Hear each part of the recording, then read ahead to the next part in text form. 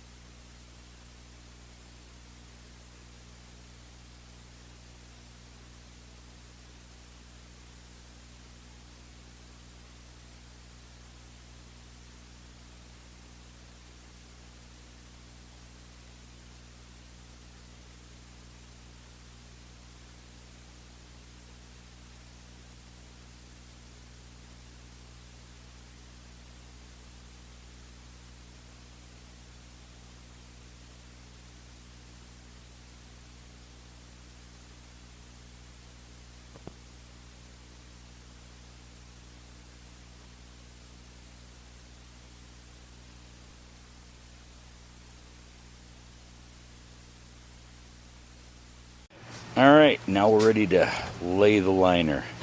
I'm going to put the liner in place now. You can see here on the lower part I have the ramp that houses the motor underneath this section here. It'll be covered so that it'll protect it from the elements. So here we go.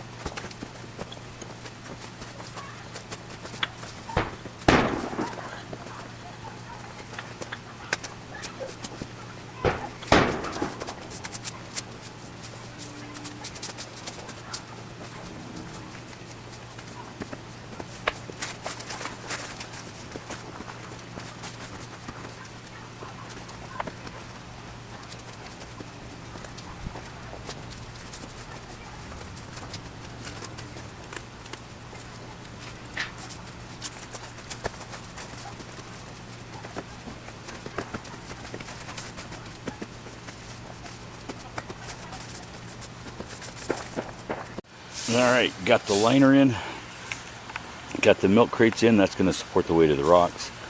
Now I got to cut a few holes right over there for the input for the water to come in from the sprinkling system. Alright, cut a little hole. I'll put a little silicone sealant around that. There's the water feed line from the sprinkler system that you can see back up here at the top. Sprinkler system feeds this water feature right there.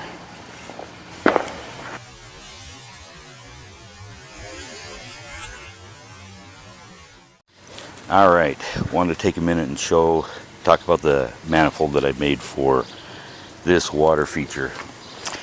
Have 3 rocks, and so needed to have the 3 ports as you see here, but I also made a 4th one.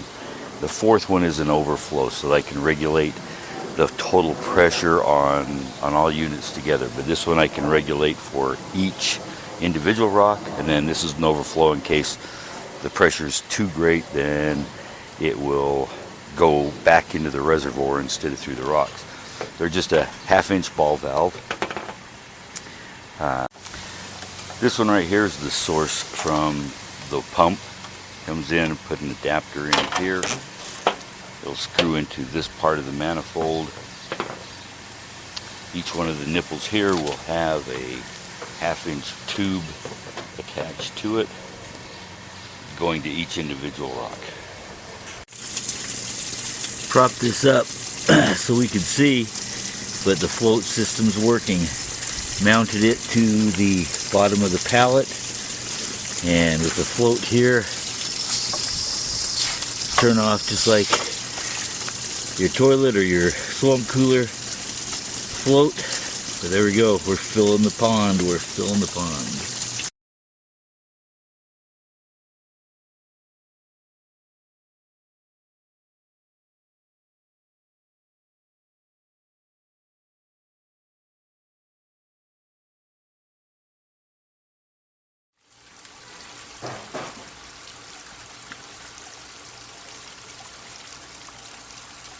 Well, there we go. We've got water flowing. We're going to start to put a river rock around it. We've adjusted the heights of the water flowing through each one. Got the lights hooked up. You can see over here between the black and the red one. But this is the project. This is the water bubbler that we've been working on. Give me a message, email me, text me. Leave a message here if you have any questions. Be happy to help you out. Thanks a lot.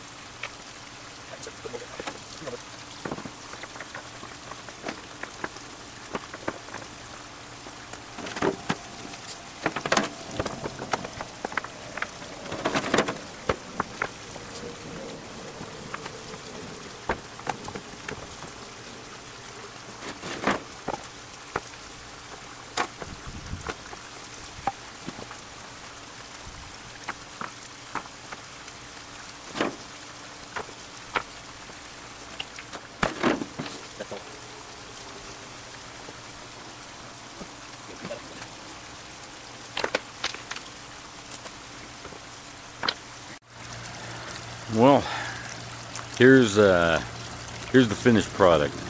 Got the fountain going, got the water pumping, got up through the 3 rocks. The yellow rock here in the foreground is about 23 inches tall. The black one in the background is about 15 inches tall, and it's a red. The one here in the foreground on the left is about 12 inches tall. That's how deep I had to drill the holes in the rock to get this effect. They were 5/8 inch holes, 1/2 inch flexible tubing snaked up through the rock, attached to the PVC manifold that you saw earlier, and we get this effect here. Those manifolds also have the ability to raise and lower the volume of the water. So this is just a nice bubbling amount. I can raise it if I desire. It could be quite a bit higher. In the foreground and on the right hand side, you can see here, started doing the sandstone.